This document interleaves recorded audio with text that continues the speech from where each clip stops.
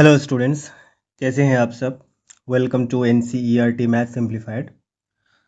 तो जैसे कि आप लोगों का गर्मी का छुट्टी भी ख़त्म होने को आया है और अभी स्कूल शुरू हो जाएंगे। तो चलिए शुरू करते हैं। Figure it out, page 107, class 8 का जो चैप्टर हम लोग कर रहे थे क्वाड्रिलेटरल का। यहाँ पर फिगर इट आउट का क्वेश्चन नंबर 1 लिया गया है, जो कि आपको बुक में 107 पेज नंबर पे मिल जाएगा। क्वेश्चन में ये कहा गया है, find all the sides and the angles of the quadrilateral obtained by joining two equilateral triangles with side 4 centimetre. अभी देखिए यहाँ पर एक कॉन्स्ट्रक्शन का साइड भी आता है और एक आपका एंगल फाइंड करने का साइड भी आता है। तो मैंने यहाँ पर पहले से 4 सेंटीमीटर साइड्स वाले दो ट्रायंगल को मिला के एक क्वाड्रिलेटरल मैंने बनाया है। तो मैंने पहले आपको बता दूं कि ये क्वाड्रिलेटरल कैसे बनाया जाता है।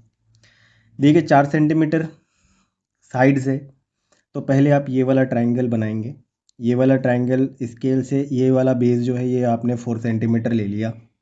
उसके बाद 4 सेंटीमीटर आप कॉम्पास में 4 सेंटीमीटर का मेजरमेंट लेंगे और सी पॉइंट पे रख के यहाँ पर एक कट लगा देंगे। उसी तरीके से डी पॉइंट पे भी आप कॉम्पास को रख के एक कट लगा देंगे।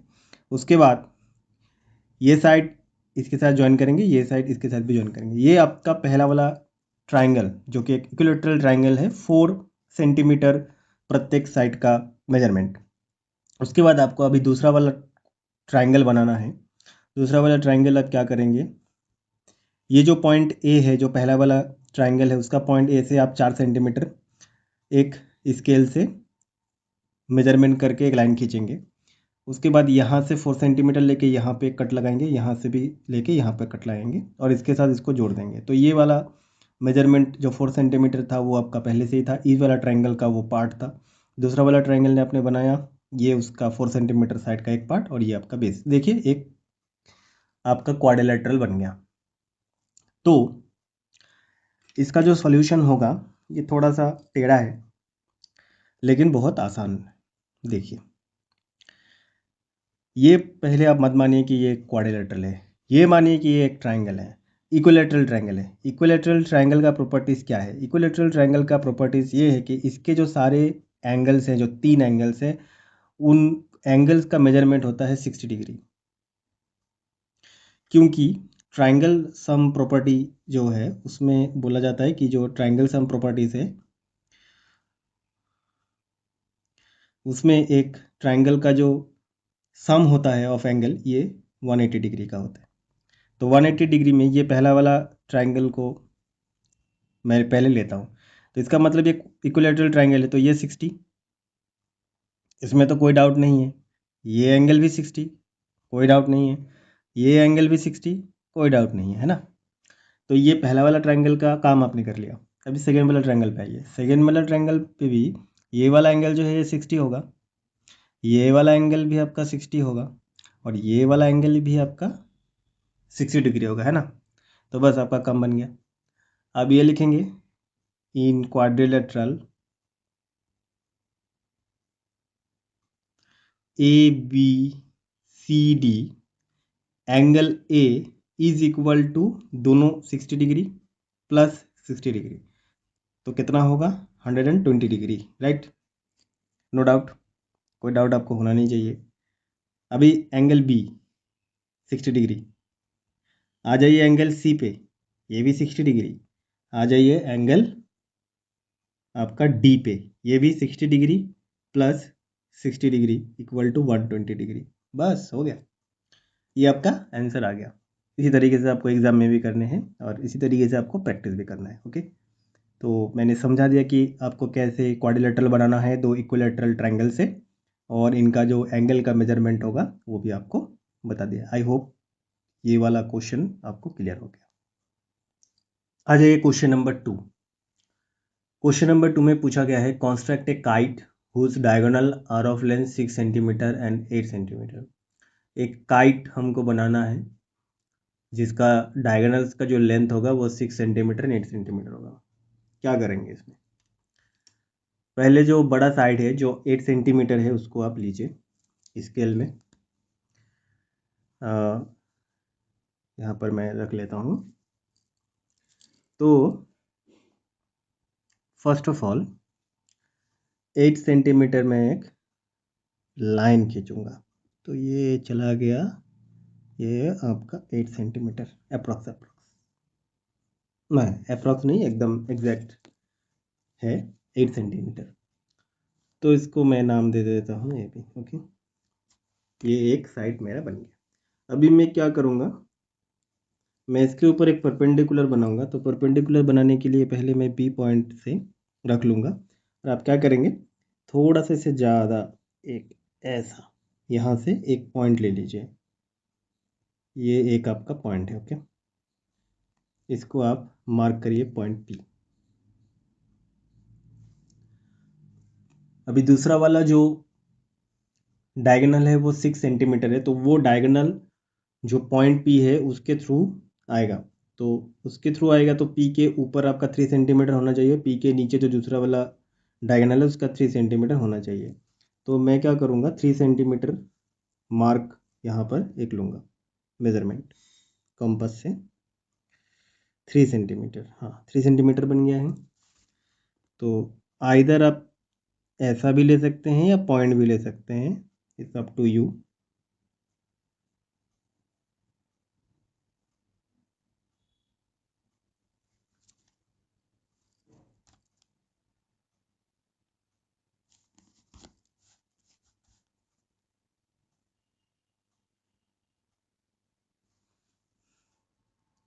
ये आपका पी पॉइंट है, और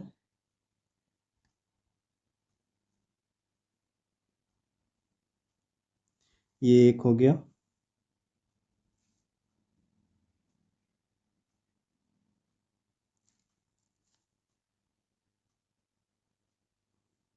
ये आपका दूसरा वाला पार्ट होगा।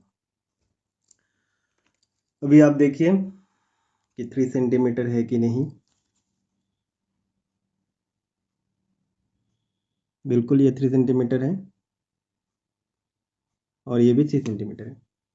ठीक है, तो अभी आपको क्या करना है, ये जो दो पॉइंट आपको मिले इसका नामकरण कर दीजिए सी एंड डी। अभी डी से ए को ज्वाइन कर दीजिए।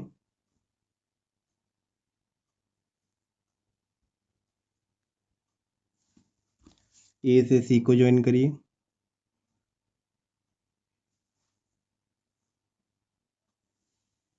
क्योंकि देखिए बुक में यहाँ पर कोई एग्जैक्ट कोई मेथड्स हमको नहीं बताया गया कि आपको ये मेथड यूज़ करके ही काइट बनाना है। सिर्फ जनरल आपको काइट बनाने के लिए बोला है, कॉन्स्ट्रक्ट काइट बस।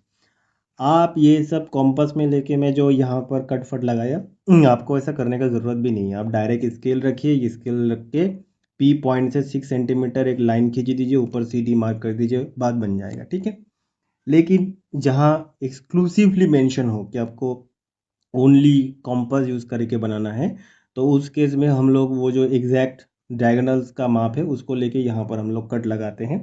कट लगाने के बाद जो इंटरसेक्शन पॉइंट है उसके बाद जोड़ देते हैं। ठीक है, तो ये आसान तरीका है। उसके बाद ये आपका बन गया। अभी सी के साथ बी को ज्वाइन करिए।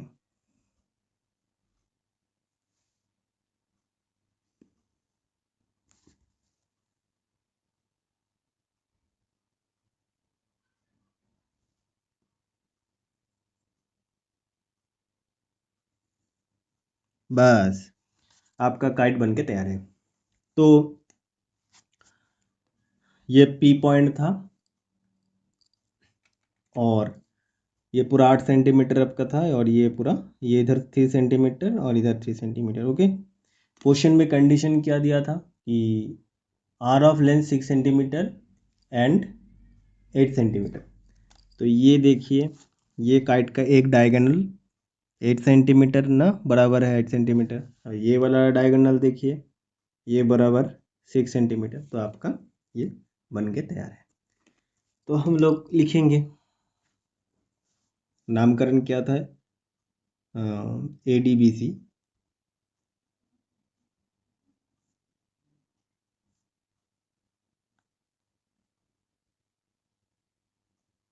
required kite with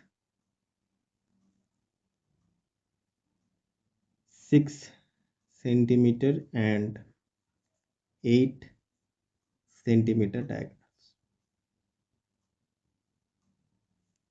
ये आपका बन गया। चलिए शुरू करते हैं क्वेश्चन नंबर 3। तो क्वेश्चन नंबर 3 में मैंने एक डायग्राम बनाया है। ओके, ये बुक में है। आपको बताना है ये जो ज्योमेट्रिकल फिगर है इसका नाम क्या है। वीडियो को पॉज करिए और कमेंट बॉक्स में अपना आंसर लिखिए। चलिए, आपने आंसर लिख लिया होगा।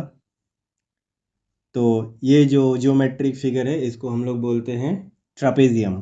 क्या नाम है इसका? ट्रापेजियम।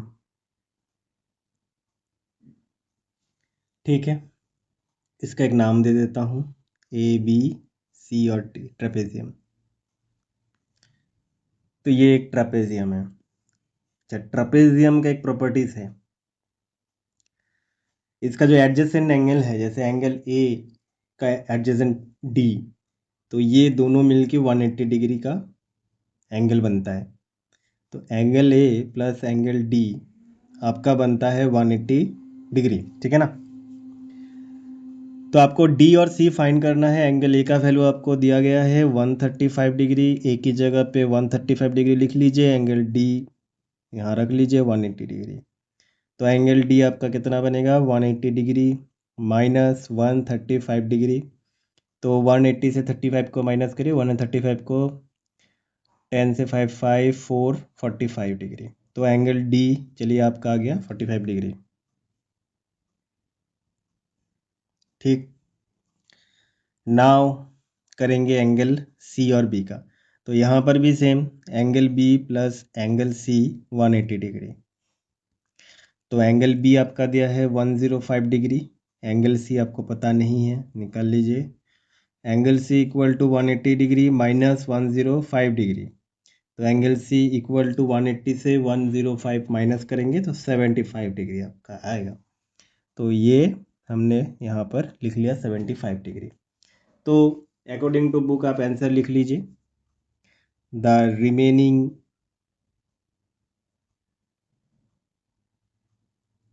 एंगल्स आर, एंगल आपका सी 75 डिग्री और एंगल डी 45 डिग्री। ये आपका आंसर बन गया। पिछले वाले क्वेश्चन का ही पार्ट 2। यहाँ पर भी देखिए, ये एक ट्रापेजियम है, लेकिन ये एक आइसोसेलेस ट्रापेजियम है। इसका मतलब है इसका पैरेलल ये इक्वल है और इसका पैरेलल ये इक्वल है। तो ये एक आइसोसेलेस ट्रापेजियम है। ठीक है, तो इस ट्रापेजियम में हमको जो रिमेनिंग एंगल है वो ढूंढना है। ट्रापेजियम का जो रिमेनिंग एंगल, उसमें भी दूसरा प्रॉपर्टी आता है। जैसे पिछले वाले क्वेश्चन में मैंने बताया कि एडजेसेंट एंगल जो है वो बराबर है, और एक प्रॉपर्टीज आता है कि जो ऑपोजिट एंगल है वो भी बराबर है। ठीक है, जैसे एंगल सी का ऑपोजिट एंगल क्या है? Angle B. और एंगल ए का ऑपोजिट एंगल क्या है? Angle D. और ए बी और आपका डी सी ये क्या है? पैरेलल है। तो आप पहले ये लिखिए, lines A B parallel C D. ठीक है, ये आपने लिख लिया। तो therefore angle D equal to angle P, ये आप क्या लिखेंगे? Angle opposite to the equal side is equal. ये आपने लिख लिया। तो देयरफॉर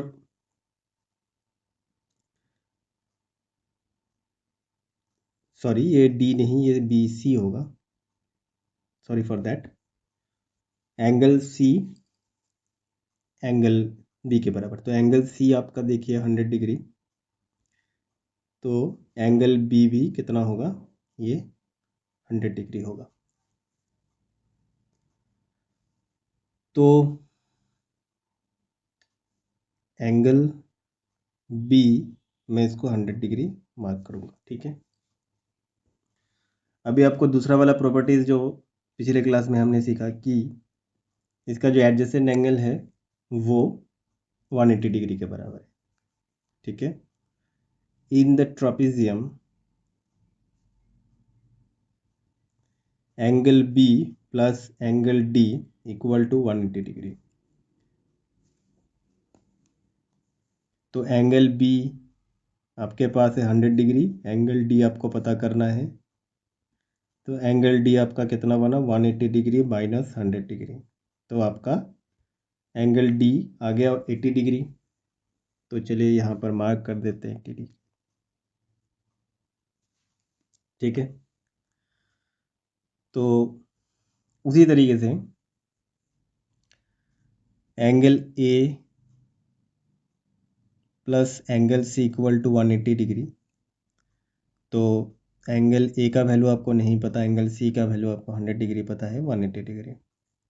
तो एंगल ए आपको निकालना है, तो 180 डिग्री ये माइनस हो जाएगा उधर, तो एंगल ए भी आपका आ गया 80 डिग्री, ठीक है। तो इसको आप ऐसे करके भी प्रूफ कर सकते हैं, या फिर ऐसा भी बोल सकते हैं कि एंगल डी का जो अपोजिट एंगल है वो एंगल ए है, उस तरीके से भी एंगल ए 80 डिग्री आ जाता है, ठीक है। लेकिन आप ऐसे ही करिए तो अच्छा है स्कूल में।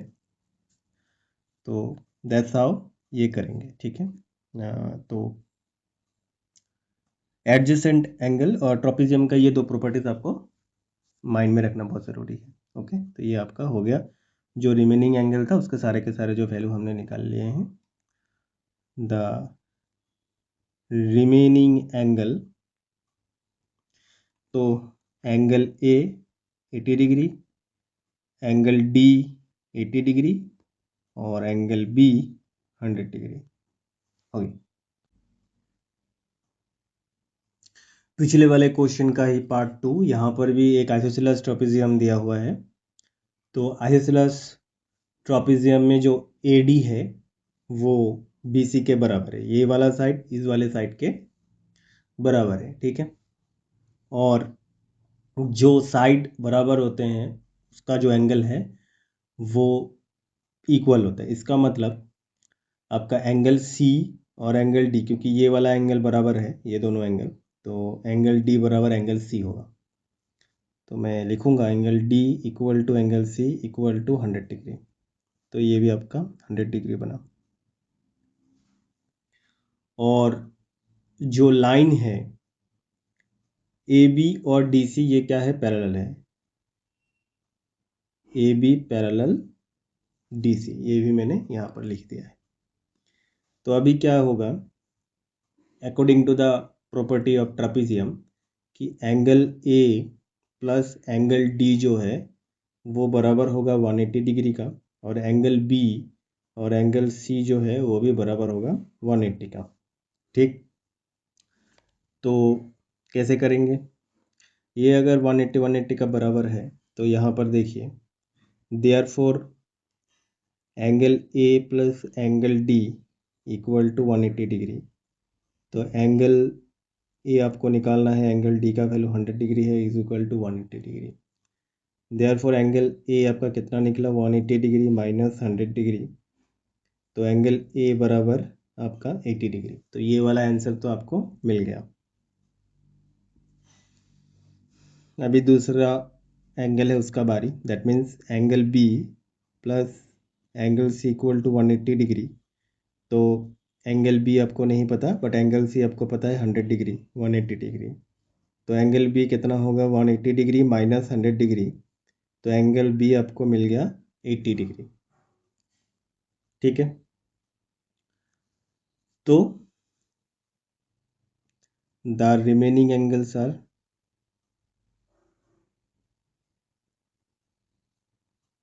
अकॉर्डिंग टू बुक, जो आंसर होगा आपका एंगल B कितना है, 80। तो आप लिखेंगे angle A equal to 80 degree, angle B equal to 80 degree and angle C equal to 100 degree. तो ये आपका आंसर बन गया। One of the trickiest question of exercise question number 4, आपको एक वेन डायग्राम बनाना है जिसमें पैरेललोग्राम भी हो, काइट भी हो, रोम्बस भी हो, रेक्टेंगल हो और स्क्वायर भी हो।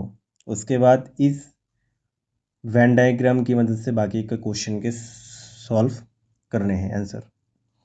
तो देखिए मैंने यहाँ पर जो वेन डायग्राम है वो बना दिया है। तो वेन डायग्राम जो हमने बनाया है उसके पहले आपको कुछ चीज़ें जानना बहुत ज़रूरी है। देखिए, चाहे काइट्स हो, चाहे रोम्बस हो, चाहे स्क्वायर हो, चाहे रेक्टेंगल हो और चाहे पैरेललोग्राम है, ये सभी के सभी एक क्वाड्रिलेटरल है।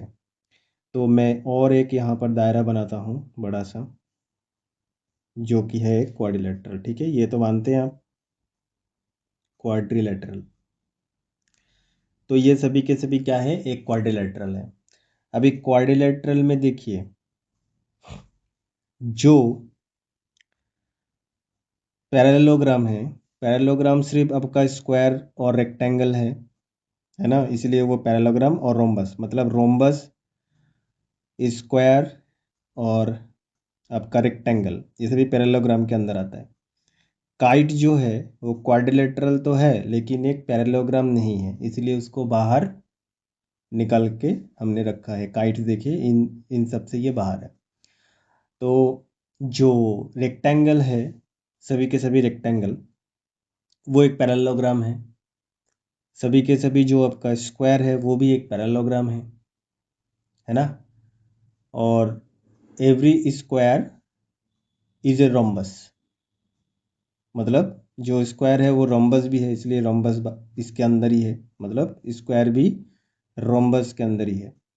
और उसके बाद जो रोम्बस है वो काइट भी है, इसलिए यहाँ पर भी उसका दायरा है। मतलब काइट्स का ये वाला पोर्शन हालांकि ये बाहर है, लेकिन कुछ पोर्शन देखिए इसके अंदर भी आता है। ठीक है, ये रोम्बस के अंदर भी आता है। तो इसका जो मीनिंग हुआ वो हुआ कि सभी के सभी रेक्टेंगल जो है वो पैरेललोग्राम है, बिकॉज रेक्टेंगल का जो साइड्स है वो पैरेलल होता है ईच अदर। उसी तरीके से सारे के सारे जो स्क्वायर है वो रेक्टेंगल भी है, और सारे के सारे जो स्क्वायर है वो एक रोम्बस भी है, और सभी के सभी जो रोम्बस है वो एक काइट भी है। ठीक है, तो यहाँ पर ये वाला वेन डायग्राम आपको बनाना है। आशा करता हूँ आपको समझ में आ गया होगा। दोबारा बता देता हूँ, ये जो सबसे छोटा वाला वेन डायग्राम का हिस्सा है उसमें एक आता है रेक्टेंगल। जो रेक्टेंगल है उसका एक पोर्शन आता है स्क्वायर में, तो रेक्टेंगल जो है वो स्क्वायर भी है। ठीक है, ये आ गया। उसके बाद नेक्स्ट जो दायरा है वो है पैरेललोग्राम। तो पैरेललोग्राम कौन सा है, रोम्बस एक पैरेललोग्राम है। ठीक है, उसके बाद ये काइट। काइट देखिए, काइट का एक हिस्सा ये रोम्बस के अंदर भी है और स्क्वायर के अंदर भी है। तो चलिए क्वेश्चन नंबर 1 जो है यहाँ पर बोला गया है, set of rhombus is common to both set of kite and the set of parallelogram. तो यहाँ पर जो रोम्बस है, ये रोम्बस, ये वाला पोर्शन देखिए थोड़ा काइट के अंदर भी लाई कर रहा है और थोड़ा पैरेललोग्राम के अंदर भी लाई कर रहा है। तो ये वाला पोर्शन आपका रोम्बस है। तो क्या लिखेंगे, जो रोम्बस है is both kites and parallelogram। इसका लॉजिक क्या है, ये वेन डायग्राम में देखिए काइट, ये पूरा का पूरा पोर्शन काइट, और ये पूरा का पोर्शन ये है आपका पैरेललोग्राम। तो काइट और पैरेललोग्राम ये दोनों के बीच में देखिए रोम्बस लाई कर रहा है। तो रोम्बस जो है वो काइट भी है और पैरेललोग्राम भी है। नंबर 2, यहाँ पर देखिए काइट जो है इसके साथ रेक्टेंगल का कोई रिलेशनशिप नहीं है। आपको देख के लग रहा होगा कि ये वाला पोर्शन तो है लेकिन ये स्क्वायर के लिए है, रेक्टेंगल के लिए नहीं है। ठीक है, तो कोई ऐसा क्वाड्रिलेटरल नहीं है जो काइट भी है और जो रेक्टेंगल भी है। ओके, नो क्वाड्रिलेटरल, क्योंकि ये पूरा का पूरा क्वाड्रिलेटरल ही है, that is both kite and rectangle. Number 3, every kite is a not a rhombus. तो देखिए यहाँ पर क्या होगा, every kite is not a rhombus, लेकिन अलग सा रिलेशनशिप होगा क्या, every rhombus is a kite, क्योंकि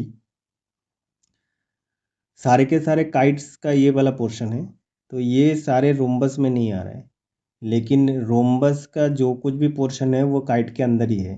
रोम्बस का ये वाला पोर्शन है जो मैंने ऐसे ऐसे करके मार्क किया है, ये वाला पोर्शन तो काइट के अंदर ही आता है ना, तो इसीलिए every rhombus is a kite, is a kite, लेकिन सारे के सारे काइट रोम्बस नहीं है।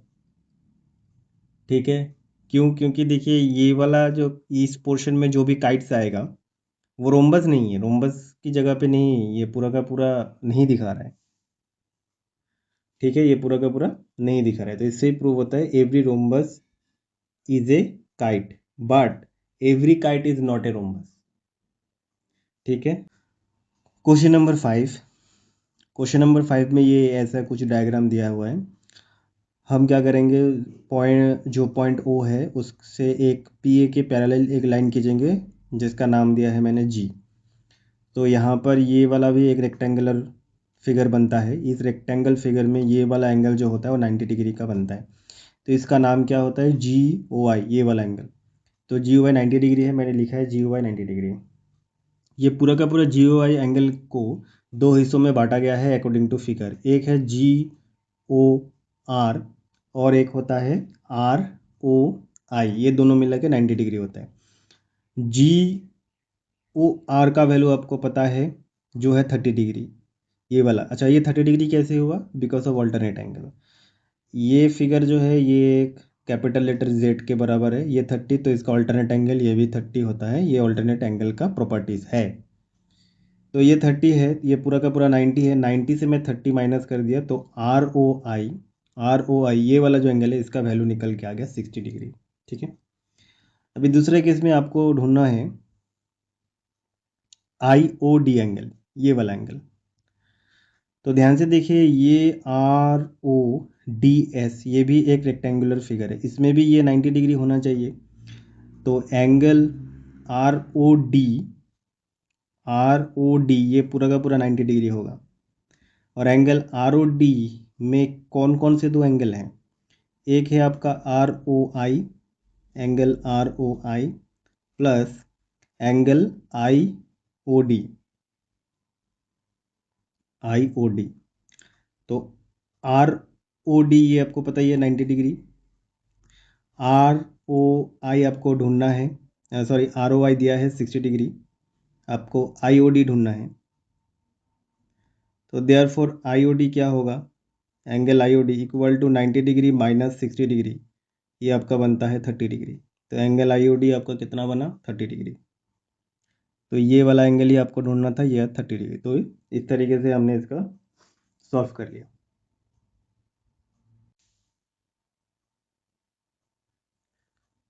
Question number 6, construct a square with diagonal 6 centimetre without using a protractor. इसका मतलब ये है कि प्रोटेक्टर को यूज में लाए बिना एक आपको स्क्वायर बनाना है जिसका डायगोनल 6 सेंटीमीटर है। तो 6 सेंटीमीटर है तो पहले 6 सेंटीमीटर का एक लाइन खींचूंगा और उसका मिड पॉइंट कितना होगा, 3। तो ये मैंने इसका मिड पॉइंट भी मार्क कर दिया। ठीक है, इसका नाम मैं दे देता हूँ ए सी, ये 6 है और ये मेरा मिड पॉइंट कितना है, ओ। अभी यहाँ पर कॉम्पस रख, ये 3 सेंटीमीटर है, इससे थोड़ा ज़्यादा लेके मैं यहाँ पर आर्क खींचूंगा, ये वाला आर्क मेरा यहाँ बन गया।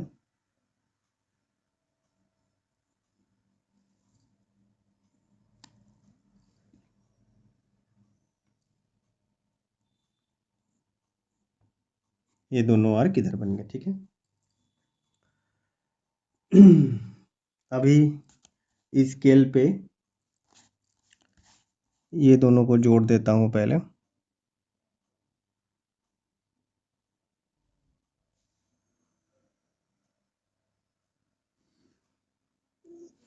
ये मेरा एक लाइन आ गया परपेंडिकुलर, जो कि है ए सी, ये डी और ये बी, ठीक है। तो अभी मैं क्या करूँगा, एक 3 सेंटीमीटर का मेजरमेंट, ये 3 सेंटीमीटर का मेजरमेंट है, वो यहाँ पे रख के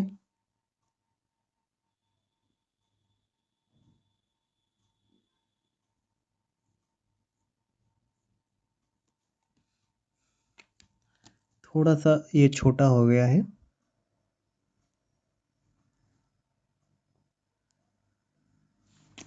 बस अभी जो इंटरसेक्शन पॉइंट है उसको जोड़ना है, बस ये वाला पॉइंट से,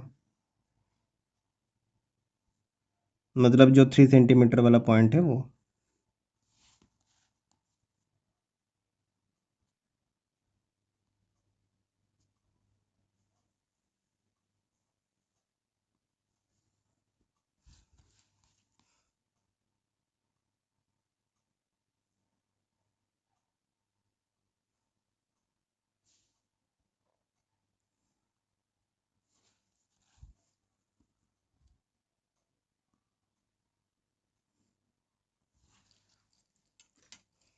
बस हो गया।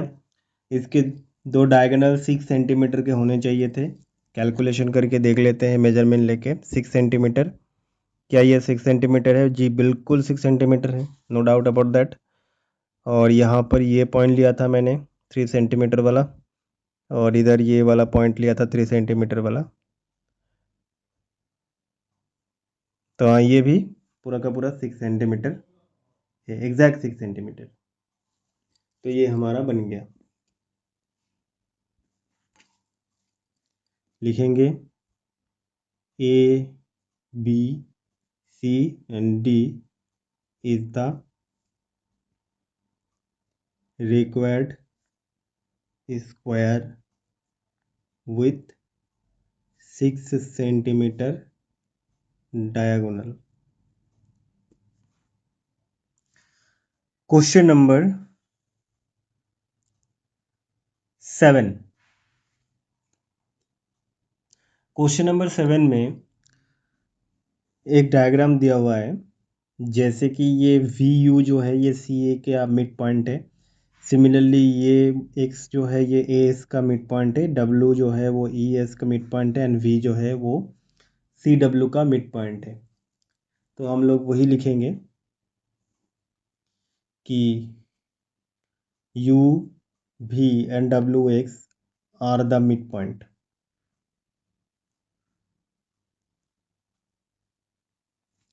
अभी इसके अंदर देखिए दो ट्राइंगल फॉर्म हो रहा है, V C U and U A X. तो in triangle V C U and triangle U A X, तो वी सी जो साइड है वो यू ए के बराबर होगा, क्योंकि ये पॉइंट साइड्स जो हैं ये इक्वल है। तो V C equal to U A. तो इससे प्रूफ क्या हो जाएगा? इससे प्रूफ ये हो जाएगा कि एंगल जो है वी सी यू, मतलब ये वाला एंगल जो है, ये वाला एंगल जो यू ए एक्स है उसके बराबर हो जाएगा, ठीक है। और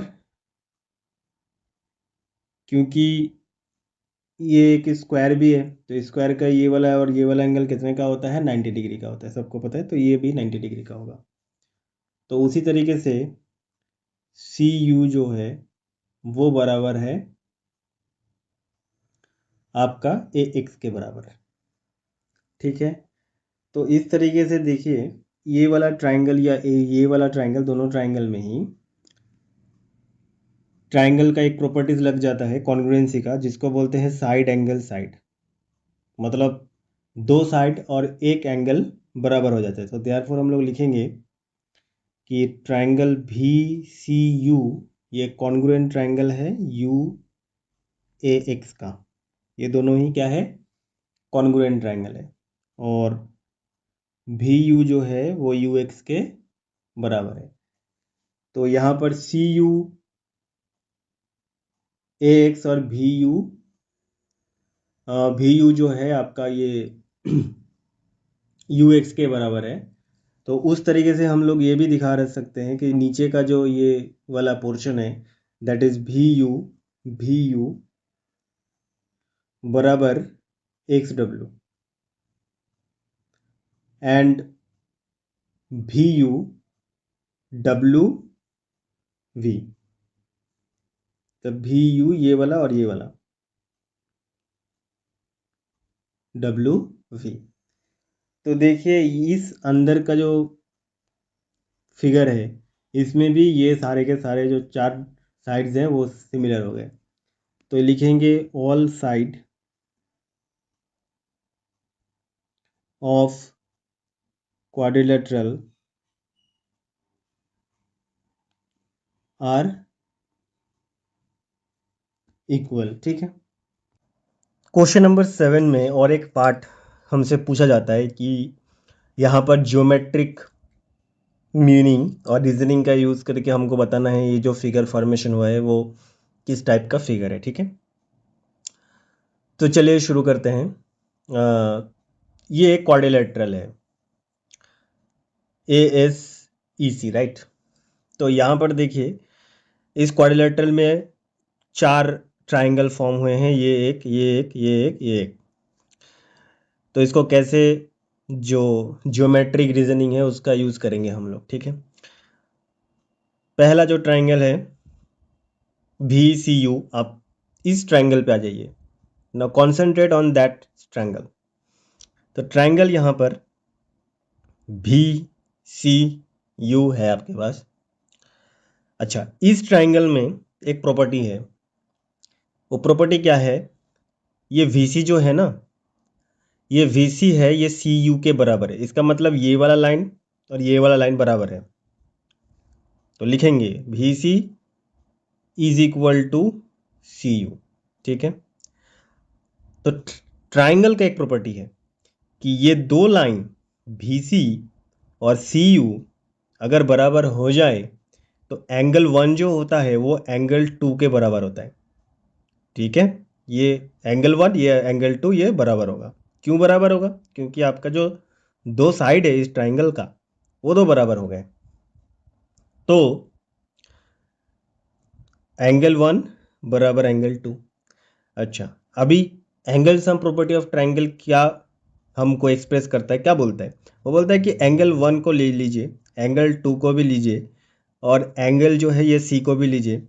ये तीनों का जोड़ जो होता है वो 180 डिग्री का होता है ट्राइंगल का। ये बेसिक एंगल सम प्रॉपर्टी है,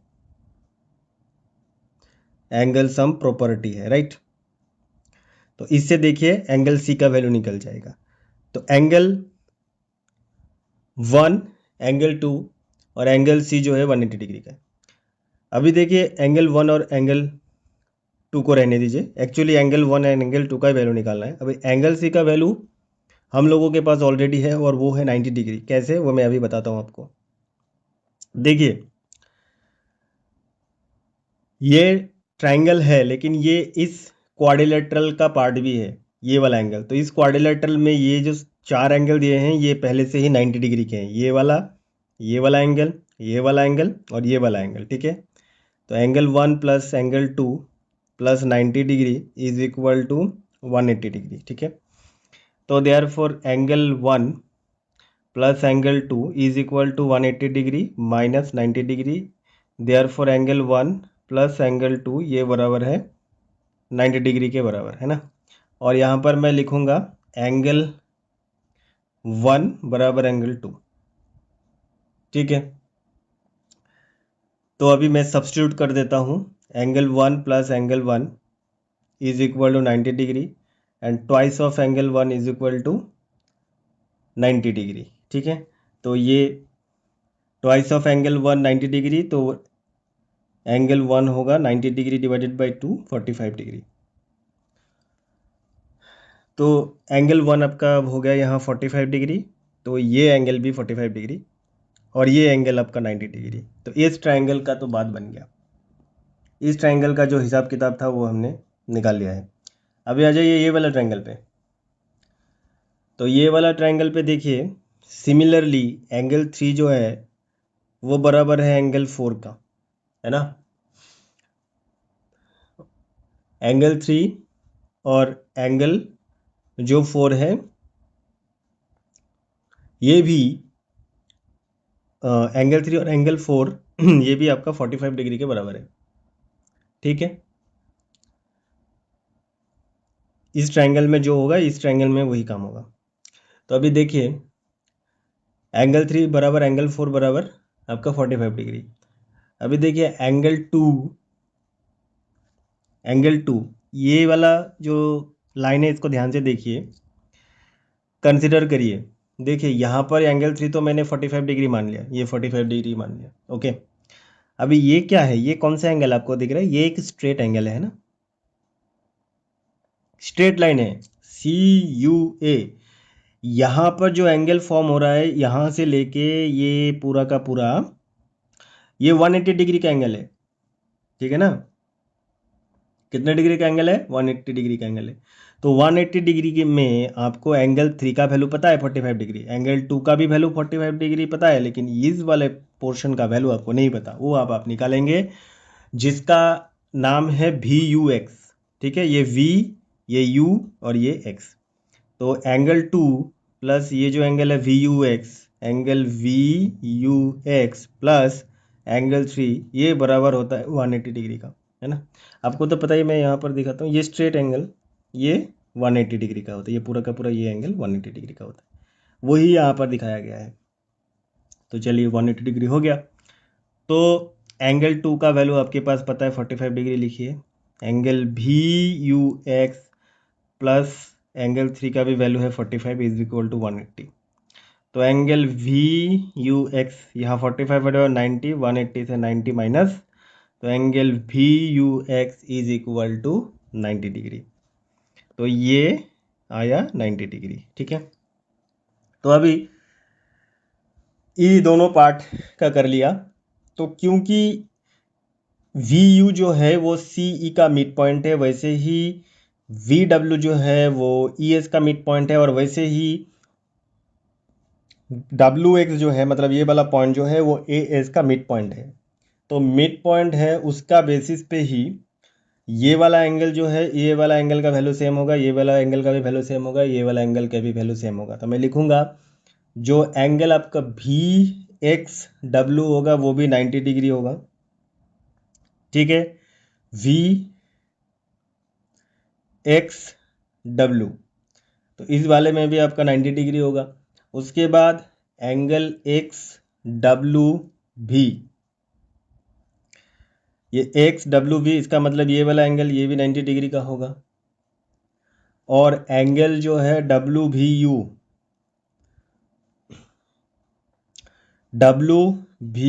इसका मतलब ये वाला एंगल ये भी आपका 90 डिग्री का हो गया।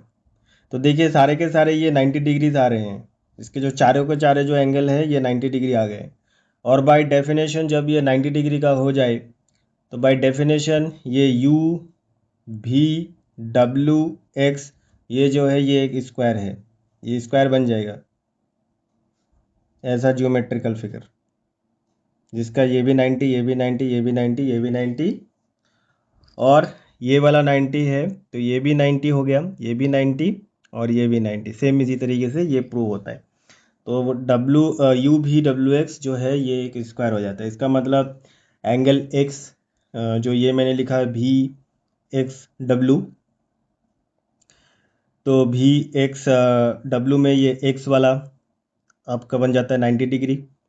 एंगल XWV WV 90 डिग्री और WVU ये वाला भी एंगल 90 डिग्री। U तो आपने निकाल लिया था, कि ये 90 डिग्री होगा इस वाले थ्योरम से। तो ये हमको 4 को 4 नहीं निकालने होते, 2 निकाल लिए तो ये दोनों से बाकी के जो ऑपोजिट है वो प्रूव हो जाते हैं। तो WX जो है ये एक स्क्वायर हम लोगों का बन गया है। अभी इसी का जो पार्ट बी है वो करेंगे। अभी क्वेश्चन नंबर 7 का ही पार्ट बी, इसका अभी हम लोग सोल्यूशन करेंगे। तो इसमें जो एंगल्स हैं इनका वैल्यू हमको निकालना है। तो डायग्राम जो है ये थोड़ा सा ख़राब बना है, तो बुक में बहुत अच्छे से दिया होगा, तो आप बुक देख के भी आप आइडिया लगा सकते हैं कि कैसा होगा। ठीक है, तो मैं इसको यहाँ हाइड कर देता हूँ और इसका जो अंदर का जो काम है वो शुरू करते हैं। तो देखिए, स्क्वायर का जो साइड है वो इक्वल होता है, आपको पता ही है। और यहाँ पर ये अंदर एक स्क्वायर लिया गया है, तो यहाँ पर देखिए अब 4 ट्राइंगल फॉर्म हो रहा है, वो तो देख ही पा रहे हैं। तो स्क्वायर का प्रॉपर्टीज़ है, जो साइड्स होते हैं वो इक्वल होते हैं, तो उसी प्रॉपर्टी का यूज़ करके हम लोग यहाँ पर कुछ मानेंगे। क्या मानेंगे कि जो DS है, ये साइड दिख रहा है आपको DS, थोड़ा सा, हाँ, ये DS साइड है। तो DS जो है वो AP के बराबर है, और AP जो है वो BQ के बराबर है, और BQ जो है वो CR के बराबर है। ठीक है, ये ट्राइंगल के हिसाब से भी बराबर है, और क्योंकि ये PS और SR और RQ जो है ये मिड पॉइंट है, उस तरीके से उसमें भी ये प्रॉपर्टीज लागू होगा। तो DS बराबर है आपका AP का, AP के बराबर, और उसके बाद BQ जो साइड है ये आपका बराबर होगा ये CR के बराबर। ठीक है, तो ये लाइंस साइड, जो साइड मैंने यहाँ पर लिखा है वो अगर बराबर है, तो अभी इसी बराबर साइड को आप जो ट्राइंगल है उस प्रॉपर्टी में आप डालेंगे ट्राइंगल का। तो पहला वाला ट्राइंगल आप देख रहे हैं PAS, ओके, ये PAS ट्राइंगल इस तरफ है और उस तरफ है SDR, ये दोनों ट्राइंगल आपके पास है। तो आप लिखेंगे triangle PAS and triangle SDR। तो क्योंकि PA और DS ये बराबर है, PA और DS बराबर है, तो इसके ट्राइंगल के जो साइड्स हैं, जो एंगल PAS है वो भी इस ट्राइंगल का जो साइड है SDR उसके बराबर होगा। ठीक है, तो इसका मतलब एंगल A और एंगल D ये दोनों ही 90 डिग्री के हुए। PAS में आप एंगल A को पॉइंट आउट कर रहे हैं और SDR में भी आप एंगल D को पॉइंट आउट कर रहे हैं, तो ये दो साइड और एक एंगल बराबर हो जाता है।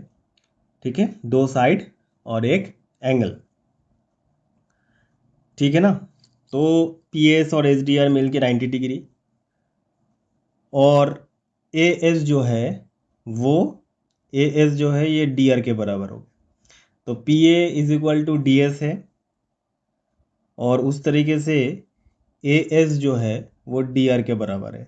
तो ये दोनों साइड के बारे में बात हो रहा था इस दो ट्राइंगल के रिस्पेक्टिव, मतलब ये दो ट्राइंगल है और ये दो ट्राइंगल में जो साइड्स है, PA साइड जो है इस ट्राइंगल का PA साइड इस ट्राइंगल का DS के बराबर, इस ट्राइंगल का AS साइड इस ट्राइंगल का DR के बराबर है। तो ये दो साइड बराबर हो गए, और दोनों का जो एंगल A इस ट्राइंगल का और इस ट्राइंगल का एंगल D वो बराबर है, तो ऑटोमेटिकली यहाँ पर A से S कॉन्ग्रुएंसी लग जाता है। ठीक है, तो A से S कॉन्ग्रुएंसी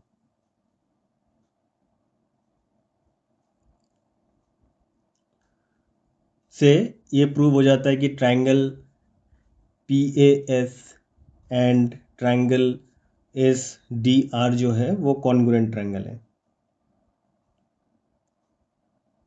यहाँ पर आप लिख दीजिए SAS साइड से, तो ये आपका बन गया SAS साइड से। ओके, नाउ अभी बाकी का काम भी करना है, तो SAS आपका ये यहाँ तक हो गया। अभी PS जो है ये PS साइड जो है वो एस आर के बराबर है, और अगर पी एस एस आर के बराबर है तो पी एस जो है वो आर क्यू के बराबर है, और पी एस जो है वो क्यू पी के बराबर भी है। P S side S R side के बराबर है, क्योंकि ट्रायंगल का पार्ट था ना, अभी हम लोगों ने वो साबित किया है, कॉन्ग्रुएंट ट्रायंगल है। P S is equal to S R, और पी एस जो है वो इसका ऑपोजिट साइड कौन सा है, क्यू आर, इसके बराबर है। और पी एस जो है वो क्यू पी के बराबर भी है, ये मतलब ये साइड और ये वाला साइड भी बराबर है। तो इसके अंदर ये जो क्वाड्रिलेटरल साइड है, इसमें क्या हो गए, चारों के चारों जो साइड है वो बराबर हो गए। तो P S Q R are equal, ठीक है। तो अभी यहाँ पर ये तो प्रूव हो गया, अभी वैल्यू भी निकालना है किस ट्रायंगल का, किस एंगल का वैल्यू कितना है। तो उसके लिए क्या करेंगे, पहला वाला ट्रायंगल कौन सा था, पी एस, पी एस में आ जाइए। पी एस में तो angle 1 plus angle 2 plus 90 degree is equal to 180 degree. तो वही करेंगे जो मैंने पहले बताया था आपको। तो ट्रायंगल पी ए एस में तो मान लीजिए ये एंगल 1 है, ये 2 है और ये 3 है। तो मैं लिख लेता हूँ angle 1 plus angle 2 plus 90 degree. तो 90 डिग्री यही वाला एंगल है, ये बन के आता है 180 डिग्री का। ये एंगल सम प्रॉपर्टी है, एंगल सम प्रॉपर्टी है, ओके। तो therefore angle 1 plus angle 2 is equal to 180 degree minus 90 degree. Therefore angle 1 plus angle 2 आपका हो जाता है 90 डिग्री, ठीक है। एंगल 1 प्लस एंगल 2 आपका हो जाता है 90 डिग्री। तो एंगल 1 2 और ये 3 मिलके 90 डिग्री, तो यहाँ तक आ गया। तो angle 1 plus angle 2 is equal to 90 degree. तो देयरफॉर एंगल 1 प्लस एंगल 2 बराबर 90 डिग्री, ठीक है। तो ये एंगल 1 जो है ये एंगल 3 के बराबर है, ये भी हम लोग यहाँ पर लिखेंगे। तो एंगल 3 जो है और एंगल 2 जो है ये भी मिलकर 90 डिग्री बना रहा है। अच्छा, क्यों बना रहा है, अभी हमने प्रूफ किया है P S Q R are equal. P S Q R are equal है तो एंगल भी जो बनेगा इसमें एक जैसा बनेगा। ये वाला आपका हो रहा है पूरा का पूरा स्ट्रेट एंगल जो 180 डिग्री का है। 180 डिग्री में ये वाला एंगल पूरा का पूरा 90 होता है। ये एंगल 4 का मैं बात कर रहा हूँ, ये 90 होता है। तो 90 निकल जाएगा 180 से, तो 180 से अगर 90 निकल गया तो एंगल 2 और एंगल 3 मिलके 90 डिग्री होता है। वही मैंने यहाँ पर लिखा है, angle 3 plus angle 2 is equal to 90 degree, ठीक है। और एंगल 1 का जो वैल्यू है वो एंगल 3 का वैल्यू के बराबर है। तो ये वाला फॉर्म हो गया। उसके बाद यही मैं दोबारा लिखूँगा जो अभी बताया कि एंगल 2 और एंगल 4 और एंगल 3 ये तीनों मिलके 180 डिग्री का बनाता है जो स्ट्रेट एंगल है। तो एंगल 2 4 3 में मुझे एंगल का 4 का अगर वैल्यू जो मैंने पहले बताया 4 90 डिग्री का होता है, तो 2 3 मिलके आपका 90 डिग्री हो गया। 180 डिग्री माइनस 90, तो ये आपका एंगल 4 का वैल्यू कितना हुआ, 90 डिग्री। तो ये 90 डिग्री, ठीक है। तो एंगल 4 90 डिग्री। तो सिमिलरली एंगल 4 अगर 90 डिग्री है तो एंगल 5 भी 90 डिग्री, एंगल 6 भी 90 डिग्री और एंगल 7 भी 90 डिग्री। तो ये भी 90 का, ये भी 90 का और ये भी 90 का। और जब भी ये चारों के चारों जो एंगल्स है इस अंदर एस आर क्यू पी का, तो ऑटोमेटिकली ये फॉर्म हो जाता है कि square. So P QRS is a square. तो ये आंसर आ गया जो क्वेश्चन में बोला गया था। तो क्वेश्चन नंबर 8 में आपको पूछा गया है कि if a quadrilateral has 4 equal side, तो ये क्वाड्रिलेटरल है, इसमें 4 इक्वल साइड हैं, इसमें एक एंगल जो है वो 90 डिग्री का है, तो क्या ये स्क्वायर है? अगर है तो इसका आंसर हमको देना पड़ेगा क्यों ये स्क्वायर है। यहाँ पर ज्योमेट्रिक रीजनिंग को काम में लगाना है और कंस्ट्रक्शन और मेजरमेंट को भी काम में लगाना है। ओके, चलिए शुरू करते हैं इसको। तो मैंने ये 4 साइड वाला जो क्वाड्रिलेटरल है वो मैं बना चुका हूँ। तो इसमें नामकरण कर देता हूँ इसको AB और ये CD। तो फर्स्ट यहाँ पर ABCD क्वाड्रिलेटरल बनाया, तो मैं मान लेता हूँ जो एंगल A है यही 90 डिग्री है। इसका मतलब एंगल जो है वो DAB is equal to 90 degree. ठीक है, तो क्योंकि ये ज्योमेट्रिक रीजनिंग से भी प्रूव करना है तो मैं क्या करूँगा, जो BD है इसको मैं ज्वाइन कर दूंगा। तो BD को मैंने ज्वाइन कर दिया। तो जैसे ही BD को ज्वाइन किया, 2 ट्रायंगल फॉर्म हो गए, है ना। तो ट्रायंगल का नाम क्या क्या है? एक ट्रायंगल का नाम है ADB, दूसरा वाला ट्रायंगल ये है जिसका नाम है ट्रायंगल CDB। तो ये दोनों ट्रायंगल में इनके जो साइड्स हैं वो सेम है, क्योंकि अल्टीमेटली ये एक क्वाड का पार्ट है, क्वाड्रिलेटरल का पार्ट है। तो AD जो है वो CD के बराबर होगा, ADCD या DC बोल लो, एक ही बात है। और AB जो है वो CB के बराबर है। ठीक है, AD साइड AD DC के बराबर और AB BC के बराबर।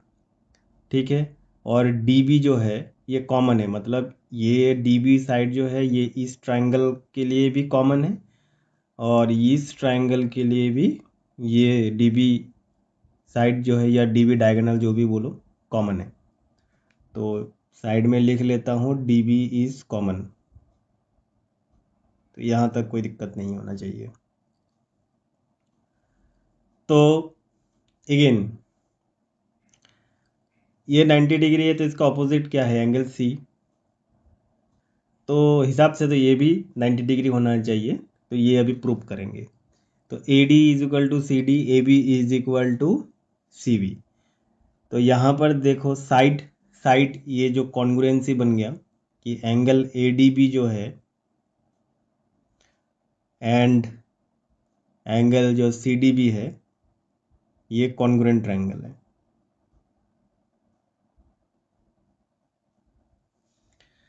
क्यों? साइड सेम है ना। ये DC ये जो है CD ये AD के बराबर है, ये वाला ये ट्रायंगल का ये साइड इस ट्रायंगल के ये साइड के बराबर है। और AB जो है इस ट्रायंगल का AB साइड उस ट्रायंगल का ये CB साइड के बराबर है। और DB तो बराबर है ही दोनों के लिए, है ना। तो ये क्या हो गया, ये कॉन्ग्रुएंट ट्रायंगल हो गया। और जैसे ही कॉन्ग्रुएंट ट्रायंगल हो गया तो एंगल जो फॉर्म होगा यहाँ पर एंगल A में 90 डिग्री है, वो सेम एंगल C में भी फॉर्म होगा 90 डिग्री का। यहाँ तक कोई दिक्कत नहीं होना चाहिए। तो A is equal to C is equal to 90 degree हम लोगों का आ गया, क्योंकि ये कॉन्ग्रुएंट ट्रायंगल है। उसके बाद हम लोग आ जाएंगे ट्रायंगल DAB पे। ट्रायंगल DA और B, तो DAB में वही एंगल A जो है वो 90 डिग्री है, angle sum property total angle जो है 180 का बनता है। तो आराम से ये दोनों एंगल का वैल्यू हम लोगों को निकल जाएगा आराम से, कोई दिक्कत की बात नहीं हो। तो लिखूंगा एंगल DAB, तो एंगल 1 प्लस एंगल 2 प्लस ये 90 डिग्री, ये दोनों मिला के क्या है 180 डिग्री। ठीक है, तो इसका थोड़ा नामकरण कर देता हूँ नीचे से। ये एंगल 1, ये एंगल 2, उसके बाद ये 3 और इसके बाद ये 4, ये चारों के चारों एंगल हो गए। तो अभी जो एंगल 1 है, एंगल 2 है और ये वाला एंगल 90 डिग्री का, ये दोनों मिला के 180 डिग्री। और क्योंकि इस ट्राइंगल में साइड जो AD है वो CD के बराबर और AB जो है वो CB के बराबर, और ये DAB ट्राइंगल में भी ये वाला साइड इस वाले साइड के बराबर, ठीक है ना। तो इसके बीच में जो एंगल फॉर्म होगा वो भी बराबर, इसका मतलब एंगल 1 जो है वो एंगल 2 के बराबर होगा। तो angle 1 plus angle 2 180 degree minus 90 degree, therefore angle 1 plus angle 2 is equal to 90 degree. यहाँ पर लिख सकते हो एंगल 1 बराबर एंगल 2, तो सब्स्टिट्यूट कर लो। एंगल 1 को 2 को 1 माना है तो इसमें 1 मान लो 90 डिग्री, तो ट्वाइस ऑफ एंगल ए कितना आया 90 डिग्री। तो एंगल ए का वैल्यू कितना होगा 90 degree divided by 2 is equal to 45 degree. तो एंगल 1 एंड एंगल 2 45 डिग्री, तो ये भी 45 डिग्री का, ये भी 45 डिग्री का। ठीक, तो ये इस ट्राइंगल में जो हमने किया वो ये ट्राइंगल जो दूसरा है CDB, ये वाला ट्राइंगल उसमें करेंगे। तो इस CDB में भी जो एंगल 3 होगा वो बराबर होगा एंगल 4 का, क्योंकि इसमें भी साइड्स बराबर हैं। कौन सा साइड, जो CD है वो CB के बराबर है। तो यहाँ पर भी एंगल 3 जो है प्लस जो एंगल 4 है प्लस 90 डिग्री है, क्योंकि ये वाला एंगल भी 90 डिग्री ही है, 180 degree. Therefore angle 3 plus angle 4 plus 90 is equal to 180 degree. तो ठीक है, एंगल 3 बराबर एंगल 4, तो angle 3 plus angle 3 is equal to 180 degree minus 90 degree, therefore twice of angle 3 कितना होगा 90 डिग्री। तो एंगल 3 का वैल्यू कितना 90/2 45 डिग्री। तो एंगल 3 भी 45, एंगल 4 भी 45 और उधर ये 90 डिग्री। ठीक, यहाँ तक कोई इशू नहीं होना चाहिए।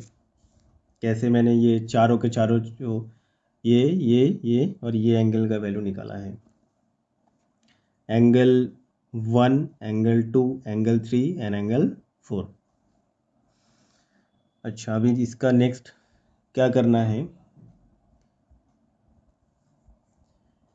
कि एंगल 3 और एंगल 4 आ गया। अच्छा, therefore angle ABC, angle ABC में आप ध्यान दीजिए, थोड़ा डायग्राम उधर चला गया। एंगल ABC में ध्यान दीजिए, एंगल ABC में देखिए, ये एंगल B का मैं बात कर रहा हूँ। एंगल B में दो आपके एंगल्स हैं जो DB से डिवाइडेड है सेपरेटली, एंगल 1 एंड एंगल 4, ठीक है ना। इन दोनों को जोड़ने पे कितना मिलेगा 45 90 डिग्री मिलेगा। तो वही मैं लिखूँगा कि एंगल 1 प्लस एंगल 4 बराबर कितना 45 degree plus 45 degree is equal to 90 degree. उसी तरीके से एंगल 2 प्लस एंगल 3 कितना 45 degree plus 45 degree equal to 90 degree. ठीक है, तो ये काम हो जाने के बाद जैसे कि आप देख ही पा रहे हैं, ये 90, ये 90, ये भी 90 और ये भी 90। तो जब भी किसी क्वाड्रिलेटरल का जो एंगल है वो 90 90 90 बन जाए तो उसको क्या बोलते हैं बताइए, उसको बोलते हैं स्क्वायर।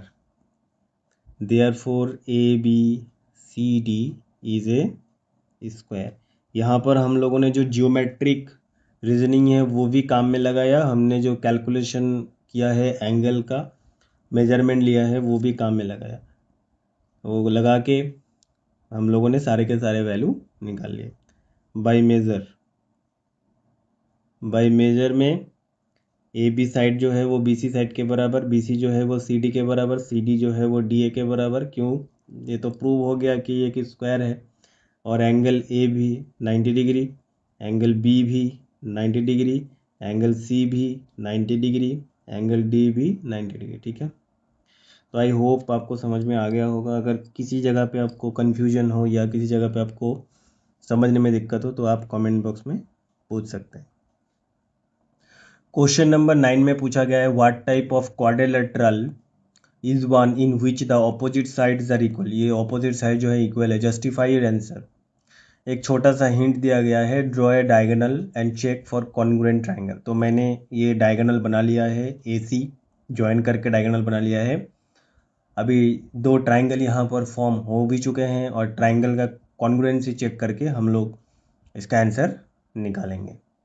ठीक है, तो देखिए पहला वाला जो ट्रायंगल है वो ऑब्वियस सी बात है ADC है। ठीक है, तो पहला वाला जो ट्रायंगल है वो ट्रायंगल ADC है और दूसरा वाला जो ट्रायंगल है वो है CBA। तो ये दोनों ट्रायंगल में वही बात होगा जो अभी पिछले क्वेश्चन में देखा था कि ये सारे साइड जो हैं वो इक्वल है, DC जो है वो BA के बराबर है। और ये ट्रायंगल में जो AC है वो दोनों के लिए कॉमन है, AC इज कॉमन, दोनों ट्रायंगल के लिए ही AC कॉमन है, राइट। तो बस वही चीज़, साइड्स, ये भी साइड, ये भी साइड, ये भी साइड, इस ट्रायंगल का ये साइड और ये साइड बराबर है। तो triple S congruency, side congruency लगा दीजिए। तो triangle ADC congruent triangle CBA बन गया। ठीक है, और जैसे ही ये कॉन्ग्रुएंट ट्रायंगल बन गया तो इसका जो एंगल्स है, एंगल 1 जो है वो बराबर हो जाएगा एंगल 3 का, ये एंगल इस एंगल के बराबर, और एंगल 2 एंगल 4 के बराबर। ठीक है, AC जो है वो ट्रांसवर्सल लाइन है AB और DC का, तो इसमें एक ऑल्टरनेट एंगल भी हो जाता है, ये। ठीक है, कैपिटल लेटर जो है ये Z होता है, ये वाला। ठीक है, तो यहाँ पर ये वाला जो एंगल बनता है ये इसके बराबर होता है, तो इसीलिए ये वाला एंगल यहाँ पर मार्क किया है 1, तो ये वाला एंगल यहाँ पर मार्क किया है 3, इसलिए angle 1 is equal to angle 3। ठीक है, और इस जगह पे जो एंगल फॉर्म होता है वो फॉर्म इसके बराबर होता है, तो एंगल 2 जो है वो बराबर हो जाता है एंगल 4 का। तो इस तरीके से उसके बाद देखिए ये AB जो है ये पैरेलल किसका है, DC का। उसी तरीके से AD किसका पैरेलल है, ये BC का। तो AB जो है वो पैरेलल है DC का और AD जो है वो भी पैरेलल है BC का। ठीक है, तो जब ऐसे पैरेलल हो जाए कि AB जो है इसका ऑपोजिट साइड जो है वो पैरेलल, इसका ऑपोजिट साइड जो है वो भी पैरेलल, तो बाय डेफिनेशन आपको मिल जाता है कि ABCD जो है एक पैरेललोग्राम है, इज ए पैरेललोग्राम। ठीक है, पता चला ना पैरेललोग्राम क्यों हुआ। पैरेललोग्राम इसलिए हुआ कि पहले, और एक बार मैं छोटा एक एक्सप्लेन आपको कर देता हूँ, शायद आपको कुछ कन्फ्यूजन हो। तो ये डायग्राम हमको बुक में बनाने के लिए बोला था और हिंट दिया था कि आप एक डायगोनल बनाइए और डायगोनल बना के चेक कीजिए। तो हमने डायगोनल बनाया A को C से ज्वाइन करके, जैसे ही AC ज्वाइन हो गया दो ट्रायंगल फॉर्म हो गए। ट्रायंगल का नाम था ADC और ट्रायंगल का नाम था CBA, दो ट्रायंगल फॉर्म हो गए। अब इस ट्रायंगल में देखिए जो AD है वो CB के बराबर है और जो आपका DC है वो BA के बराबर है और AC जो है ये कॉमन साइड है। ठीक है ना, तो इस ट्रायंगल में देखिए और इस ट्राइंगल में देखिए इनका, इस ट्राइंगल का दो साइड इस ट्राइंगल का दो साइड के बराबर हो गया, दो साइड बराबर हो गया, राइट। और AC तो कॉमन है ही, तो तीनों साइड सेम हो गए। जब भी किसी दो ट्राइंगल का तीनों ही साइड कॉमन हो जाता है तो हम लोग SSS side side side congruency लगा देते हैं। और साइड साइड साइड कॉन्ग्रुएंसी लगाने के बाद ये प्रूव हो जाता है कि ट्राइंगल AD से जो है वो कॉन्ग्रुएंट है ट्राइंगल CBA का। तो यहाँ तक कोई दिक्कत नहीं। उसके बाद यहाँ पर ये एक Z फिगर फॉर्म होता है। Z फिगर जब भी फॉर्म होता है उसके अंदर जो एंगल फॉर्मेशन होता है उसमें ऑल्टरनेट एंगल का थ्योरम लग जाता है। ऑल्टरनेट एंगल में एंगल 1 जो है वो एंगल 3 के बराबर होता है, और एंगल 2 जो है इसका ऑल्टरनेट एंगल 4 के बराबर होता है, ठीक है। तो ये मैंने लिखा है कि एंगल 1 जो है एंगल 3 के बराबर, एंगल 2 जो है एंगल 4 के बराबर। उसके बाद AB जो है इसका जो ऑपोजिट साइड है वो DC है, और AD जो है इसका ऑपोजिट साइड क्या है, BC है। AB जो है वो पैरेलल है DC का, और BC जो साइड है वो पैरेलल है AD का। तो यहाँ पर जो है ये पैरेलल है ईच अदर, तो उसी डेफिनेशन से ये ABCD बन जाता है एक पैरेललोग्राम। तो वही क्वेश्चन में पूछा था हम लोगों को कि जो AB साइड, जो यहाँ पर ये डायग्राम हमने बनाया है तो ये क्या है, ये क्वाड्रिलेटरल तो है ही, लेकिन ये किस टाइप का क्वाड्रिलेटरल है, ये एक पैरेललोग्राम टाइप का क्वाड्रिलेटरल है। और कॉन्ग्रुएंसी का इसमें क्यों यूज़ हुआ, क्योंकि बुक में मेंशन था कि draw a diagonal and check for congruent triangle. तो हमने डायगोनल भी बनाया, कॉन्ग्रुएंसी ऑफ ट्राइंगल भी चेक किया, और उस तरीके से हमने ये पैरेललोग्राम आंसर दिया। क्वेश्चन नंबर 10 में बोला गया, will the sum of the angle in quadrilateral such as the following one also be 360 degree, find the answer using geometric reasoning as well as by constructing this figure and measuring। यहाँ पर जो diagram दिया गया है इसका भी जो सम of all angles है वो 360 आता है कि नहीं आता है वो हमको चेक करना है, और चेक करने के बाद कॉन्स्ट्रक्शन से भी प्रूफ करना है और जो रीजनिंग है उससे भी प्रूफ करना है। तो पहले ये वाला फिगर बुक में दिया है, मैं पहले BD को ज्वाइन कर दूंगा। जैसे ही BD को ज्वाइन कर दूंगा दो ट्राइंगल फॉर्म हो जाएगा, तो बिना ट्राइंगल फॉर्मेशन के ये नहीं हो सकता, तो ट्राइंगल फॉर्म करेंगे। तो यहाँ पर देखिए दो ट्राइंगल फॉर्म हुए, एक है आपका ट्राइंगल ABD। तो ये ट्राइंगल ABD में क्या होगा कि angle A plus angle 3 plus angle 1, इन तीनों का सम 180 डिग्री होगा। ये एंगल सम प्रॉपर्टी है।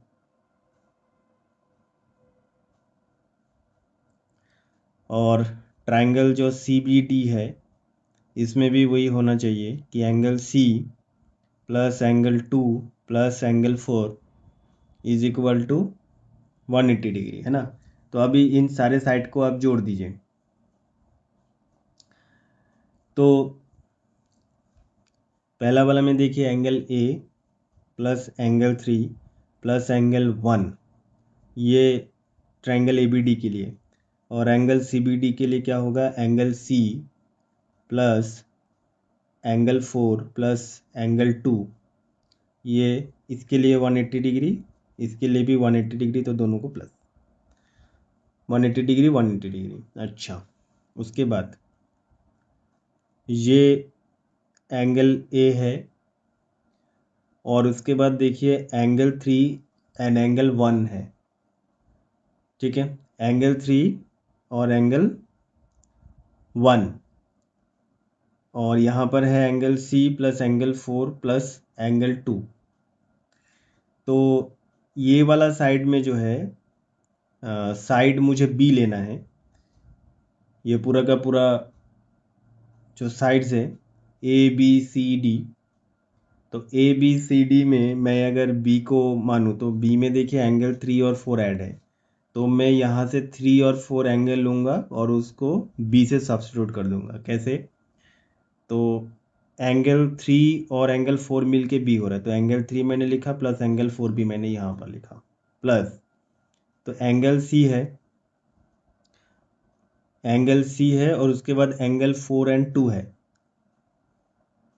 तो एंगल C जो है इस ट्रायंगल में ये वाला पार्ट देखिए, ये साइड है डी, तो डी में जो है मुझे पूरा ये वाला दो एंगल जो है वही मुझे लेना पड़ेगा। डी को अगर मैं सब्स्टिट्यूट करूं, क्योंकि ए का काम बन गया, ये बी का काम बन गया, ये सी तो सी है, अभी मुझे डी लेना है। डी में 1 और 2 दोनों एंगल का सम है, तो मैं 1 एंड 2, 3 4 तो बन गया, 1 एंड 2 को मैं यहाँ से अलग से ऐड कर देता हूँ, angle 1 and angle 2 is equal to 180 180 360। तो ये एंगल ए अकेला बैठ गया, एंगल 3 और 4 मिल के आपका टोटली एंगल बी बन गया, एंगल सी यहाँ पर अकेला है, और एंगल 1 और 2 मिल के आपका एंगल डी बन गया। तो angle A plus angle B plus angle C plus angle D is equal to 360 degree बन गया। तो क्वेश्चन में जो बोला था वो प्रूव हो गया हम लोगों को कि A B C D quadrilateral A B C D is 360 degree. ठीक है, तो मेरे पास प्रोटेक्टर है, प्रोटेक्टर से हम लोग ये इसको कैलकुलेट कर सकते हैं कि जो वैल्यूज़ हैं वो सेम है कि नहीं। क्वेश्चन नंबर 11 का 1, a quadrilateral whose diagonal are equal and bisect each other must be a square. तो ये क्वाड्रिलेटरल है, मैं एक आउटलाइन डायग्राम ही बना रहा हूँ। ये इसका दो डायगोनल है और ये दो डायगोनल इस जगह पे इंटरसेक्ट कर रहा है। ठीक है, तो ये क्या है, ये स्क्वायर थोड़ी ना है, ये स्क्वायर नहीं है, ये एक रेक्टेंगल है। तो इसका आंसर फॉल्स होगा। क्यों फॉल्स होगा? डायगोनल जो है, ये दो डायगोनल से मैं इसको मान लूँ A B C D, diagonal A C और D B are equal and bisect each other, such a quadrilateral is always a rectangle. Question का आंसर में लिखेंगे diagonal A C and B D are equal and bisect each other, such quadrilateral is a rectangle। तो ये आपका पहला वाला question का answer हो गया। क्वेश्चन नंबर 2, यहाँ पर एक क्वाड्रिलेटरल हम लोग बनाएंगे और क्वाड्रिलेटरल का जो तीनों साइड है वो राइट एंगल है। तो चौथा वाला कौन सा एंगल होगा और ये जो जियोमेट्रिक फिगर बना है ये कौन सा फिगर होगा, ये हमको बताना है। तो मैं यहाँ पर नंबर 2 के लिए एक आउटलाइन डायग्राम बनाऊंगा। मान लो ये एक क्वाड्रिलेटरल है। ठीक है, ये एक क्वाड्रिलेटरल है। अकॉर्डिंग टू बुक ये भी राइट एंगल, ये भी राइट एंगल और ये भी राइट एंगल। तो ये क्वाड्रिलेटरल में ये ए बी और सी डी अगर मैं इसको नाम दे दूँ तो ये चार जो साइड हैं इस क्वाड्रिलेटरल में ये 360 डिग्री का बनेगा। तो angle A plus angle B plus angle C plus angle D ये 360 डिग्री का बनेगा। तो ऑटोमेटिकली तीनों साइड तो आपको पता ही है, 90 plus 90 plus 90 plus B is equal to 360 degree. तो ये 270 degree plus angle B is equal to 360 degree. तो angle B is equal to 360 degree minus 270 degree. तो एंगल बी आपको कितना मिला? 90 डिग्री। तो ऑटोमेटिकली एंगल बी भी आपका 90 डिग्री आ गया। तो इसी के साथ ये क्या हो जाएगा, तो ये जो क्वाड्रिलेटरल है ये रेक्टेंगल हो जाएगा।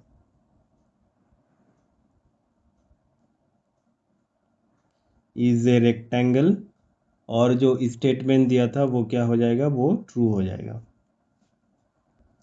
अभी question number 3, a quadrilateral whose diagonal bisect each other must be a parallelogram. ये पैरेललोग्राम है कि नहीं चेक करना है। तो यहाँ पर क्वाड्रिलेटरल ये आउटलाइन डायग्राम ही मैं बना रहा हूँ। मान लो ये ए बी ये सी डी है उसके दो डायगोनल है, ये एक डायगोनल बनाया मैंने, ये दूसरा वाला एक डायगोनल बनाया, ये दो डायगोनल है। तो यहाँ पर ऑटोमेटिकली ट्राइंगल का फॉर्मेशन हो गया। ये वाला एक फॉर्मेशन ट्राइंगल है, ये वाला एक ट्राइंगल है, ये भी एक ट्राइंगल है, ये भी एक ट्राइंगल है। तो ये मान लो एंगल, ये जो इंटरसेक्शन पॉइंट है ये ओ है, तो ट्राइंगल ए ओ डी जो है और ट्राइंगल जो सी ओ बी होगा वो कॉन्ग्रुएंट होगा। ठीक है, ए ओ डी और सी ओ बी कॉन्ग्रुएंट होगा क्योंकि ए डी जो है इसके बराबर है। ठीक है, इंटरसेक्ट पॉइंट में ये ए ओ बराबर ओ सी, मतलब A O plus O C is equal to A C, क्योंकि ये नंबर 1 मार्क का क्वेश्चन है तो उतना डिटेल में हमको नहीं जाना है। तो एंगल ए ओ डी और सी ओ बी ये कॉन्ग्रुएंट है, देयरफॉर एंगल 1 जो है वो एंगल 2 के बराबर हो जाएगा। इसका मतलब क्या हुआ, ये वाला एंगल जो है इसके बराबर हो गया। ठीक है, तो ये वाला एंगल 1 और ये वाला एंगल 2, ये 3 और ये 4। तो बी सी जो है वो पैरेलल है ए डी का, तो इस वजह से एंगल ए ओ बी जो है, मतलब ये वाला एंगल इस वाले एंगल के बराबर होगा।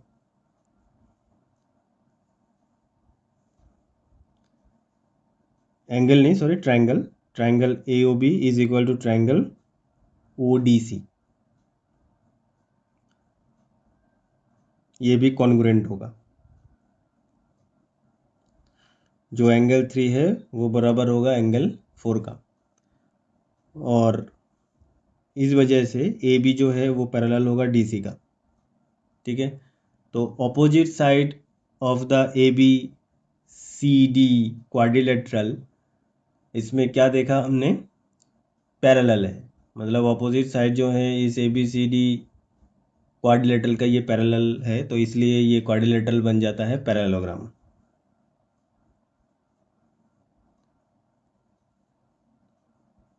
इस पैरेललोग्राम, और जो स्टेटमेंट बुक में दिया था वो 100% ट्रू है, हमने ये लिख दिया, और इसका ये स्टेटमेंट है।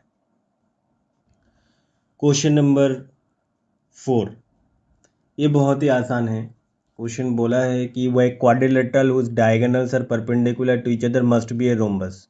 क्वेश्चन 4 जो है ये फॉल्स हो जाएगा। स्क्वायर एंड काइट्स ऑल्सो है perpendicular diagonals, but generally that doesn't mean कि वो रोम्बस हो। तो ये जो 4 नंबर स्टेटमेंट है वो फॉल्स है। जैसे यहाँ पर मैंने ए बी सी डी एक क्वाड्रिलेटरल लिया है जिसका जो डायगोनल है ए सी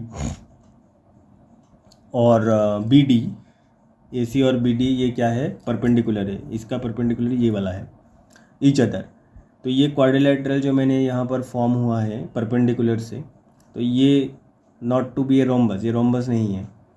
ठीक है, तो ये हम लोगों का फॉल्स हो गया। इसका एग्जांपल से ये मैंने आपको समझा दिया कि ये फॉल्स है। क्वेश्चन नंबर 5, क्वेश्चन नंबर 5 में बोला है कि ऑपोजिट साइड्स, ये क्वाड्रिलेटरल है जिसका ऑपोजिट साइड जो है वो सेम है। इसका मतलब एंगल 1 जो है इस एंगल के बराबर 3 और 2 जो है एंगल 4 के बराबर, तो ये एक पैरेललोग्राम होना चाहिए।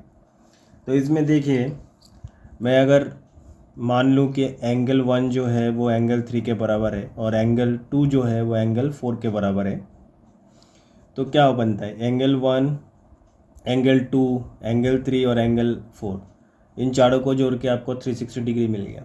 तो अभी सब्स्टिट्यूट कर दीजिए। एंगल 1 जो है वो एंगल 3 के बराबर है, तो एंगल 1 प्लस एंगल 2, 3 जो है 1 के बराबर है तो सब्स्टिट्यूट करिए 1, और 4 जो है 2 के बराबर है, सब्स्टिट्यूट कर दिया 360 डिग्री। तो यहाँ से मैं क्या करता हूँ, 2 ट्वाइस ऑफ, मतलब एंगल 1 भी 2 बार है, एंगल 2 भी 2 बार है, तो twice of angle 1 plus angle 2 बराबर 360 डिग्री। तो एंगल 1 प्लस एंगल 2 ये आपको कितना मिला, 360 डिग्री डिवाइडेड बाई 2, 180 डिग्री। ठीक है ना, यहाँ तक कोई समस्या नहीं होना चाहिए। सो ए डी और BC जो है ये पैरेलल है, क्योंकि ये टोटल ये एंगल तो फॉर्म हो गया, हमने बता दिया 180 डिग्री, जिसमें एंगल 1 भी 90 का, एंगल 2 भी 90 का। तो ये जो साइड है AD और BC ये पैरेलल है। अगेन हम लिख सकते हैं कि angle 1 plus angle 2 plus angle 3 plus angle 4 जो है वो 360 डिग्री का है। तो एंगल 1 जो है वो 3 के बराबर है, तो अभी 3 से सब्स्टिट्यूट करिए। 3 plus angle 2 plus 3 plus angle 4 जो है वो एंगल 2 के बराबर है, तो 2 इज इक्वल टू 360 डिग्री। तो यहाँ पर भी ट्वाइस कॉमन ले लीजिए, angle 3 plus angle 2 is equal to 360 degree. तो एंगल 3 प्लस एंगल 2 आपका कितना बन रहा है, 360 degree divided by 2 is equal to 180 degree.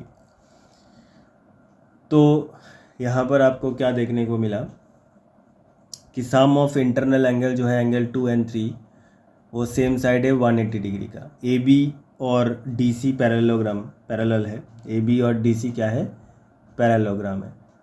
और यहाँ पर AD और BC ये पहले प्रूव हो चुका है कि ये साइड भी पैरेलल है। तो देयरफॉर जब ये सारे साइड पैरेलल हो जाए तो ABCD इज पैरेललोग्राम। तो स्टेटमेंट जो दिया था बुक में, येस इट इज़ 100% ट्रू। ये आपका 5 का आंसर। क्वेश्चन नंबर 6 बहुत ही आसान है, इसमें कोई ज़्यादा दिमाग हमको लगाना भी नहीं है। A quadrilateral in which all the angles are equal is rectangle. तो क्वाड्रिलेटरल का अगर सारे एंगल इक्वल है तो प्रत्येक एंगल का मेजरमेंट कितना आएगा, तो प्रत्येक एंगल का मेजरमेंट आएगा, अगर ये पूरा का पूरा एंगल 360 डिग्री है तो 4 एंगल बनते हैं, तो 4 से डिवाइड करेंगे तो आपका हर एक एंगल का वैल्यू आ जाएगा 90 डिग्री। ठीक है, तो अभी जो क्वाड्रिलेटरल उसमें प्रत्येक एंगल का वैल्यू है 90 डिग्री, तो ऑब्वियसली वो ये शेप होना चाहिए, तभी ना इसमें 90, ये भी 90, ये भी 90 और ये भी 90, तो ये क्या फॉर्म बना, एक रेक्टेंगल बना। तो क्वेश्चन नंबर 6 ये ट्रू होगा। ए quadrilateral in which all the 4 sides of the angle is equal is a rectangle, ये ट्रू है।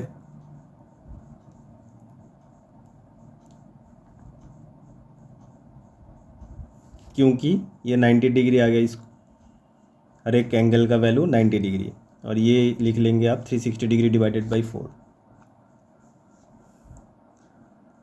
यहाँ पर आप लिखेंगे all 4 angle of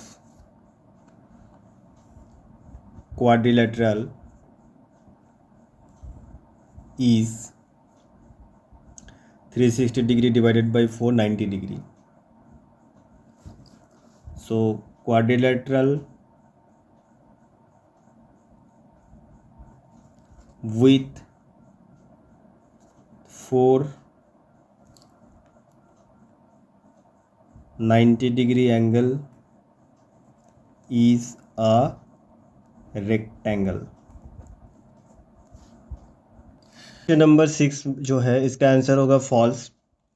isosceles trapezium में one pair of parallel side होता है और पैरेललोग्राम में 2 साइड्स ऑफ पैरेलल साइड होता है। ओके, तो दोनों डिफरेंट है, आइसोसेलेस ट्रेपेजियम और पैरेललोग्राम दोनों अलग अलग है, इसलिए जो आइसोसेलेस ट्रेपेजियम है वो पैरेललोग्राम नहीं हो सकता। तो ये स्टेटमेंट जो है ये फॉल्स है, और यही इस एक्सरसाइज का लास्ट क्वेश्चन था। इसी के साथ ये वाला एक्सरसाइज खत्म। For more video, subscribe the channel.